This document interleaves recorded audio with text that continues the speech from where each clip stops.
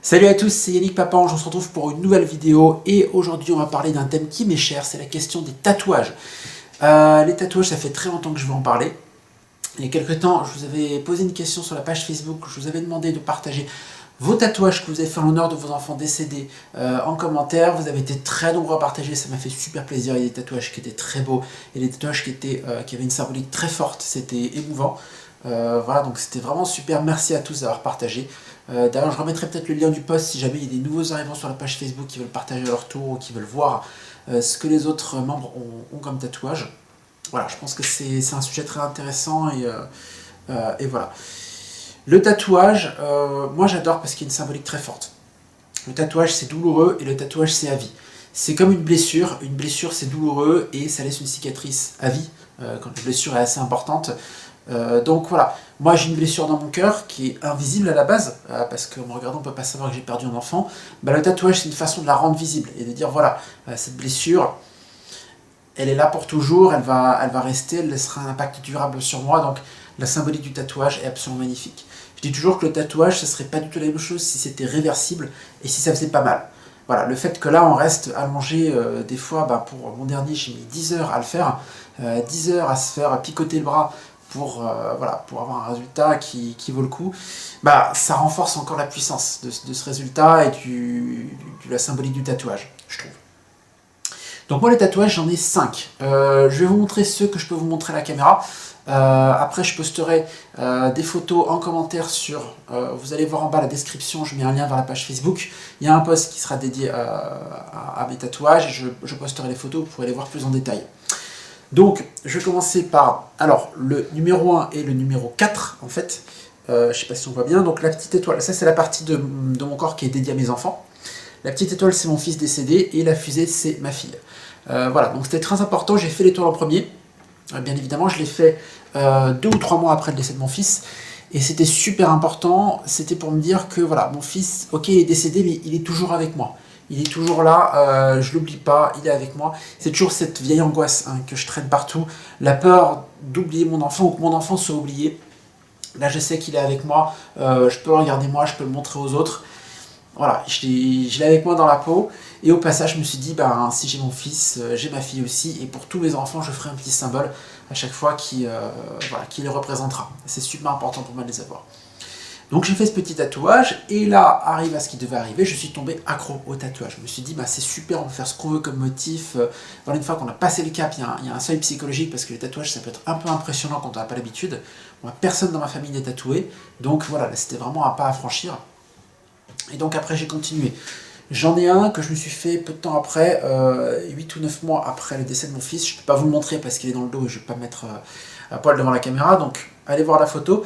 C'est un phénix que j'ai fait sur l'omoplate gauche, qui a pris un certain temps. Il a fallu 5h30 pour le réaliser.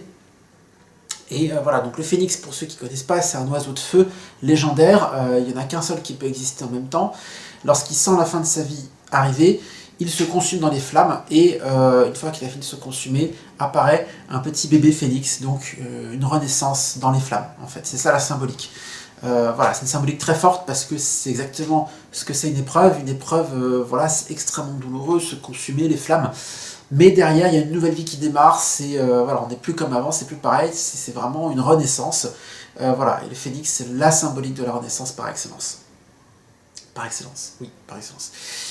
Donc voilà, c'est un tatouage que j'aime beaucoup. Et je me suis pas arrêté là. Alors, le phénix, je l'ai fait peut-être un poil tôt parce qu'au moment où je l'ai fait... au moment où je l'ai commandé, je me sentais pas trop mal. Et au moment où je l'ai fait, j'étais vraiment au fond du trou. Donc, quelque part, j'en avais besoin, mais c'était avant ma vraie renaissance. J'étais encore en train de me consumer quelque part. Donc voilà, mais je regrette pas d'abord, j'en suis super fier. Et j'ai enchaîné avec, ensuite, un labyrinthe, donc sur un rocher flottant, qui symbolise les épreuves. Alors en plus, si vous pouvez voir, c'est un labyrinthe particulièrement sournois, parce que quand on part du centre, il n'y a pas de sortie. En fait, il faut nécessairement escalader les parois pour s'en sortir. Voilà, donc merci beaucoup à mon tatoueur qui a retravaillé le motif que je lui avais donné et qui a fait un truc absolument fantastique. Voilà, les épreuves, c'est quelque chose que je voulais aussi avoir gravé dans la peau, ne pas se souvenir qu'on a galéré pour se sortir la tête de l'eau, même si aujourd'hui il y a toujours des moments difficiles. Le pire est derrière moi, je pense, j'espère en tout cas. Voilà, et donc ça c'est pour garder un souvenir de l'époque où j'étais vraiment plus mal et je réfléchissais à l'idée de me jeter sous un train, j'en ai déjà parlé. Donc voilà, c'est vraiment quelque chose qui me tient à cœur. Ensuite, j'ai enchaîné, j'ai fait en même temps donc la petite fusée que je vous ai montré tout à l'heure, et ma plus grosse pièce, donc mon Minotaur, qui m'a pris 10 heures à faire. Voilà, je sais pas ce que ça rend ici à la caméra, parce que voilà, il y a beaucoup de détails, il faut le voir de près. Donc n'hésitez pas à aller voir la photo sur la page Facebook. Le Minotaure, déjà parce que j'adore la mythologie grecque, de manière générale, donc le Minotaure c'est quelque chose de très beau, je trouve. Et ensuite, je m'en suis servi comme une symbolique, alors une symbolique très personnelle, hein, voilà, de toute façon, c'est ça qui est bien avec les symboles, on fait un peu ce qu'on veut. Pour moi, ça incarne donc le protecteur, la force et le protecteur de la famille. C'est pour me dire que je n'ai pas à culpabiliser de ne pas avoir su protéger mon fils, et je suis capable de protéger mes autres enfants, donc ma fille, mes enfants à venir, voilà, parce que j'ai beaucoup culpabilisé. Alors certes, c'était une maladie incurable pour mon fils, mais malgré tout, bah, la culpabilité est là et on n'y peut rien. Et le Minotaure, c'est une façon de dire, voilà, je suis fier, je suis un papa fier, je suis un papa protecteur, je suis un papa fort, et ma fille, je vais faire en sorte qu'il ne lui arrive rien, et je serai toujours là pour elle. Voilà. Et j'ai besoin, lui je l'ai fait en plus dans une zone très visible, puisque je suis souvent en t-shirt, et voilà, en plus, même dans mon entreprise, c'est souvent bien chauffé l'hiver, donc même l'hiver, je peux être en t-shirt. Et donc voilà, il est visible et je peux exposer cette fierté. C'était super important pour moi. Et en tout cas, celui-là, je ne le regrette pas. Je l'ai fait au début de l'année 2017. Je me souviens, oui, je me souviens quand ma fille est née, il n'était pas terminé parce que je l'ai fait en 2 séances de 5 heures. Voilà, donc j'en ai fait une partie à l'automne, automne-hiver 2016, et je l'ai terminé donc à l'hiver, enfin en tout cas en février 2017, janvier-février 2017, je ne sais plus exactement, peu importe. Voilà. Et le prochain que je vais faire, donc c'est un projet que je mûrirai encore, je pense faire quelque chose autour du thème de la colère. Pour ça, j'avais envie de faire peut-être une harpie, donc toujours pour rester dans la mythologie, une harpie dans une tempête de flammes, voilà, qui exprimait en quelque sorte la colère, cette colère qui est contenue en moi, que j'ai du mal à gérer, qui ne veut pas sortir, mais qui en même temps ne veut pas se calmer non plus. Je pense que ça peut m'aider. De manière générale, il y a vraiment une fonction thérapeutique au tatouage. C'est une façon d'avancer, c'est une façon de raconter son histoire sur sa peau. Voilà, mon corps, ça devient comme une bande dessinée où on peut voir les différentes étapes et les grandes thématiques de ma vie sur mon corps, enfin en tout cas des épreuves que j'ai vécues dernièrement. Et le fait de les avoir sur le corps, bah, ça aide à assumer les choses. Des fois, je prends rien que le fait d'assumer d'être papa d'un enfant décédé, c'est quelque chose d'un peu complexe au départ. Aujourd'hui, ça me paraît super naturel de dire que je suis papa de mon fils, mais à un moment donné, quand on a perdu son enfant, on se sent pas vraiment papa. On a l'impression qu'on n'est plus vraiment parent, que voilà, on a été dépossédé de notre rôle de parent. Donc le fait d'avoir, par exemple, cette petite étoile, c'est ok, je suis papa, je l'assume maintenant, j'ai fait ce tatouage, je ne peux pas revenir en arrière. C'est ça qui est pas mal. Voilà, c'est pareil pour tout le reste, les épreuves, je les assume. La renaissance, je l'assume. Maintenant que je me suis un phénix sur le dos, je peux pas dire que je m'effondre et voilà, ce serait entre guillemets indigne de mon tatouage de m'effondrer et de baisser les bras, quelque part. Même si voilà, ça n'engage à rien, mais c'est un engagement que je prends vis-à-vis de moi-même. Donc c'est important pour moi, je leur donne une grande valeur à ces tatouages. Voilà. Alors, j'en profite pour aborder quelques thématiques connexes au tatouage, s'il y en a parmi vous qui auraient envie de se faire tatouer. Il y a beaucoup de gens qui me demandent, mais est-ce que tu n'as pas peur de regretter plus tard, notamment mes parents et puis une partie de ma famille proche. Voilà, parce que c'est pas trop dans la culture de notre famille, donc ça fait un peu bizarre, et on a toujours peur de regretter les tatouages. Ce que j'ai remarqué, c'est que quand on fait des tatouages pour porter une symbolique et pour des raisons fortes, comme celle de retranscrire une épreuve dans sa peau, c'est rare qu'on regrette. J'ai rencontré très peu de personnes qui regrettaient. Les quelques-unes que j'ai rencontrées, souvent, c'était parce que finalement, le tatouage, le dessin n'était pas forcément à la hauteur de ce qu'elles avaient imaginé. Dans ce cas-là, souvent, ils vont vouloir faire un cover, c'est-à-dire recouvrir le tatouage avec un autre tatouage plus grand pour avoir quelque chose de plus beau et de plus majestueux. Pardon, je décale un peu la caméra parce que là, il y a le soleil derrière. Voilà. Donc voilà. Souvent, les gens qui regrettent, c'est ce que j'ai remarqué, après je suis pas forcément spécialiste, c'est des gens qui font des tatouages pour des raisons esthétiques. Si on se fait le dernier tatouage à la mode, si on se fait voilà, un symbole juste parce que ça fait joli, bah là on risque de le regretter dans 5, 10 ou 20 ans. Donc voilà. Par contre, quand c'est symbolique, je pense que là il y a beaucoup moins de risques. Après, voilà, on n'est jamais à l'abri, donc c'est pour ça que quand on fait un tatouage, il faut être sûr de soi, c'est un projet qui se travaille, c'est un projet qui se mature. Alors, je vous en ai pas parlé, mais comment mon tatoueur a-t-il réalisé ces tatouages? Pour les premiers, c'est des motifs que j'ai récupérés sur internet. Voilà, alors il y a peut-être des fous furieux des tatouages qui vont m'engueuler, parce que voilà, bref, peu importe, moi j'assume.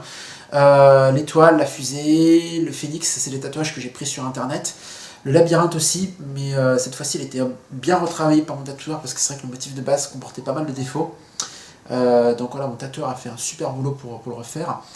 Et pour mon Minotaure, je me suis dit je sautais le pas. Ce que j'ai fait, j'ai proposé à mon tatoueur des planches, c'est-à-dire des dessins, des inspirations qui reflétaient à peu près ce que je voulais, dans l'idée générale, et après à lui de dessiner quelque chose qui me corresponde exactement. Donc je lui ai donné les consignes, je lui ai dit je veux que ce soit un Minotaure, je veux que ce soit, il incarne un défenseur, je veux pas qu'il soit agressif, donc il a une arme pour se défendre, mais il n'est pas en train de hurler et de brandir son arme, donc il a la posture d'un défenseur. Je lui ai dit je veux du noir et dégradé de gris. Je lui ai donné quelques photos de Minotaure que j'avais trouvées sur internet qui m'inspiraient, et il m'a dessiné, il m'a fait un dessin unique. Et franchement, le résultat est vraiment à la hauteur. Je suis vraiment content de ce qu'il m'a fait, et presque je regrette de ne pas avoir passé le pas pour les précédents. Même, je les adore, mes précédents, il n'y a pas de problème. Mais je trouve que le fait d'avoir un tatouage unique et on profite du talent de dessinateur du tatoueur, franchement, c'est super. C'est vraiment génial. Il faut avoir confiance. Pour ça que je l'ai fait vraiment au moment donné où j'avais confiance dans mon tatoueur. Donc voilà. Donc, pour vous qui voulez vous faire tatouer, soyez sûr de vous, travaillez votre projet. Prenez le temps d'y réfléchir, ne faites jamais un tatouage sur un coup de tête. Ne faites jamais un tatouage sous l'emprise de l'alcool, ça me paraît une évidence. Voilà. Attention pour les femmes, les tatouages ne sont pas recommandés pour les femmes enceintes et pour les femmes allaitantes. Pour les femmes enceintes, parce que si jamais il y a une infection, il faut prendre des antibiotiques et ça peut être un peu problématique avec la grossesse. Et ensuite, on ne sait jamais le risque que l'infection se propage au fœtus, malheureusement. Voilà, ne prenons pas de risques. Et pour l'allaitement, donc de ce que j'en sais, parce qu'il y a des articles un peu contradictoires sur internet, c'est qu'aujourd'hui on n'est pas sûr de savoir comment les particules d'encre passent dans le sang et quels effets elles peuvent avoir si elles passent dans le lait, sur l'enfant. Donc dans le doute, les tatoueurs généralement refusent de tatouer une femme allaitante. Voilà. Donc moi je vous invite à ne pas prendre de risques, à attendre la fin de votre allaitement pour pouvoir vous faire tatouer, même si on est impatient. Voilà.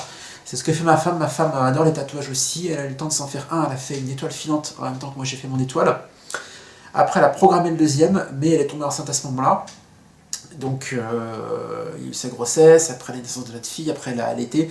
Et là, le mois prochain, elle va faire enfin son deuxième tatouage, pour commencer à me rattraper un petit peu. Je rigole, hein, c'est pas une course. Donc voilà, des précautions à prendre un petit peu pour vous faire tatouer. Voilà, n'hésitez pas à demander des conseils et à regarder un petit peu ce qui se fait sur internet, à chercher l'inspiration. Ça vaut vraiment le coup de prendre son temps pour un tatouage. Voilà. Pour ceux que ça intéresse, personnellement je suis super content de mon tatoueur, donc je vous fais un peu de pub. Je me suis fait tatouer au salon qui s'appelle Trilogie à Aubonne, donc dans le Val d'Oise, au nord de Paris. Je me suis fait tatouer là-bas, mais en fait maintenant ils ont ouvert une antenne sur Enghien-les-Bains, un salon qui s'appelle La Créature du Lac, et mon tatoueur Alex est parti là-bas, donc désormais j'irai là-bas, donc à La Créature du Lac. Voilà. Il prend à peu près 90 € de l'heure, si je me souviens bien. Alors, les tatoueurs, il y a tous les prix.